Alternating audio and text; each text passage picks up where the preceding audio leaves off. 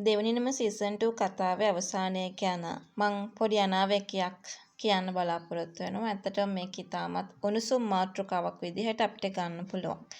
විශේෂයෙන්ම සමාධිලාගේ තාත්තගේ ව්‍යාපාර සහ දේපල අත්පත් කරගන්න මාන බලන ඒ ලොකුම හතුරගේ සැලසුම් සියල්ල වතුර යන දවස වැඩි ඈතක නෙවෙයි කියලා අපිට මේ වෙලාවේ පේන්න ගන්නවා හිතෙනවා.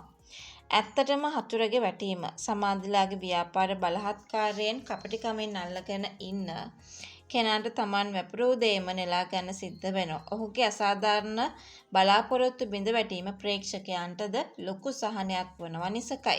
පවුල පිටින්ම කොටුවීම මම කියනවත් වගේ හතුරාට අමතරව ඔහුගේ මල්ලි එවැගේම පුතා එතකොට බිරිඳ මේ වංචාවලට සම්බන්ධ නිසා මුළු පවුලටම නීති ඉදිරියේ වක් කියන්න වෙලා හිරේ විලංගුවේ වැටෙන්න සිදුවීම කතාවේ සාධාරණම අවසානයක් ලෙස දකින්නටත් පුළුවන්.